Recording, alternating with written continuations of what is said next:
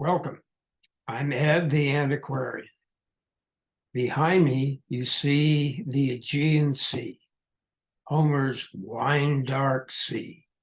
And today's topic is the sea.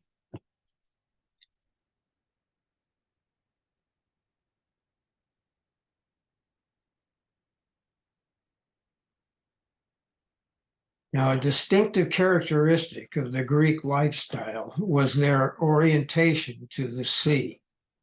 In short, the Greeks became seafarers. This is a map of the Hellenic world in, say 500 BC. Each one of these red rectangles represents a polis, one or more polis, and you can see how they're spread out across the Mediterranean. But the Greek homeland was here in the Aegean basin, this mountainous region right here. And around the Aegean Sea, there were 100 different little communities of Greeks. Each one was a polis, an independent, autonomous state of its own. And most of these were located close by the sea. Now, the thing about the Aegean Basin is that it is mountainous. It's hard to communicate by land. There's very little arable land, so it was hard to keep the citizens of these various polis well fed. There were very few resources, with the exception of Athens. And the whole region was subject to periodic times of overpopulation. So the Greeks took to the sea as traders, colonizers, adventurers, pirates. And you can see how in the 7th and 6th century, faced with shortage of land and overpopulation, they sent out ships filled with colonists, and they colonized all around the Black Sea, far away in the Western Mediterranean, especially Sicily and southern Italy, and even down into North Africa. But in the homeland, there were some major trading cities.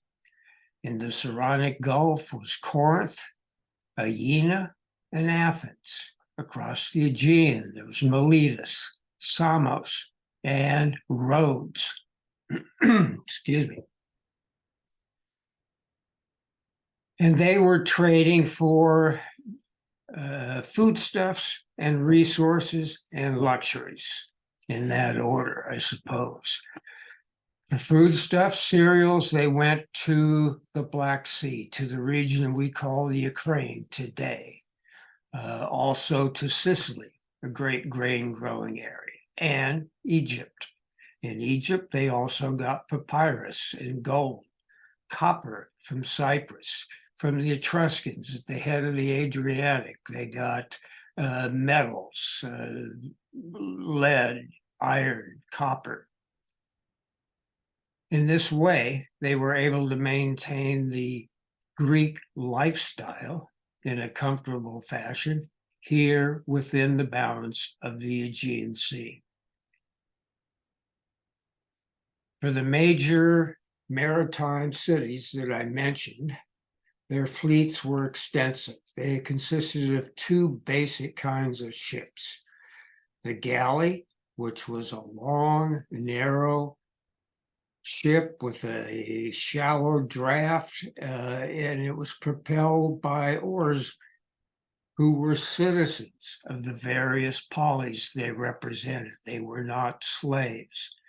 Their propulsion was at times, when the winds were right, aided by wind power.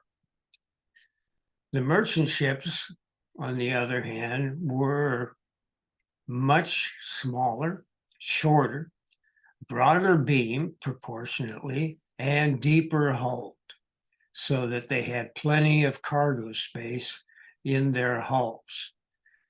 But they couldn't have a lot of sailors on board, so there might only be 2 or 3 or 4 to a ship. They couldn't man the oars. They had to rely on wind power using their sails, and that was problematic in the Aegean Sea.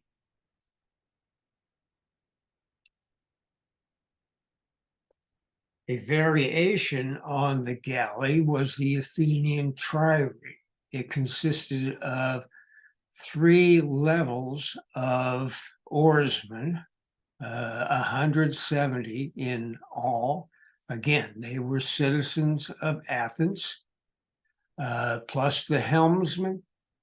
Occasionally, and only occasionally, when they were talking about military operations close by, they would have soldiers, or call them Marines, aboard.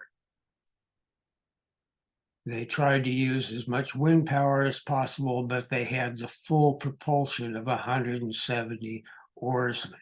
Most importantly, they had the ram. You can see it here. It would have been covered in heavy bronze right at sea level. You can see it here in this reconstruction of an Athenian trireme, the Olympias, which was built back in the 1980s. And you can see how the ram is at sea level. And if a ram struck a ship here, it was doomed. This became a feared weapon at sea. The overall length of the trireme was 120 feet, an 18-foot beam. Again, a shallow draft. It could operate in shallow water. It was a formidable military weapon. This shipwreck from Cyprus, the Kyrenia shipwreck, which sank around the year 300 BC, is the best guess. It has been restored to the point where they can understand how maritime ships were constructed.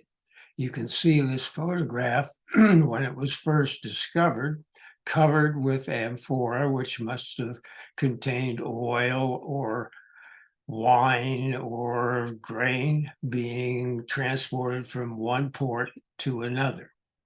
And also a replica has been made of this shipwreck, and it is quite seaworthy and can carry quite a cargo. That brings us to the question of Greek seamanship. The Greeks were renowned for their seamanship. They learned the tides, the currents, and the winds wherever they went. And keep in mind, it was a time when there was no compass, no GPS, so they relied on a navigational method called line of sight. That is, they would start out from one port or landing in the morning. They would sight their next destination, whether it was a port or just a beach, because the triremes, at least, the galleys could be beached. They could see it in the distance. They'd keep it in sight. They'd row straight across the Aegean to their next destination. Now, the problem is that in the Aegean, as it warms up during the day, sea mist will form, obscuring their next destination. So at times they had to rely on certain navigational tricks, like looking for thunderheads that form in the afternoon in this more moist air over headlands or islands. So if they couldn't see the island they were headed for, at least they might be able to spot thunderheads that were forming up over that island and steer right for that. If there were no thunderstorms forming, they'd rely on birds. If birds showed up in any number, they knew they were close by land. That didn't give them a direction, but at least it gave them hope and confidence that land was close by. Should they be becalmed, a merchantman, for instance, be becalmed in mid-crossing from one port to another, they might have to rely on their rather rudimentary nighttime heaven navigational skills, navigating by the stars, especially the North Star, that will enable them to bring their ship into their destination. So keep this in mind. Greek seafaring by merchant traders, travelers, colonizers, and adventurers led to cross-cultural exchange of goods, ideas, customs, languages, and DNA throughout the Mediterranean, where Greek ships were sailing and trading and colonizing. They were coming into contact with Egyptians, Syrians, with Scythians in the Black Sea area, with Celts at say Massalia or the upper ends of the Adriatic Sea, certainly with the Italic people, the Etruscans, and the North Africans. So there was a great deal of diversity being introduced into the still formative Greek culture as early as the 6th century, where the great age of Greek seafaring. So it is. This has created a new area of historical studies in trying to determine the true nature of Greek culture. What were the ingredients they took from these other alien peoples? Thanks for watching. Hope you enjoyed it. Please subscribe if you enjoy these brief videos, and come back every couple of weeks and see what's new. Thanks again.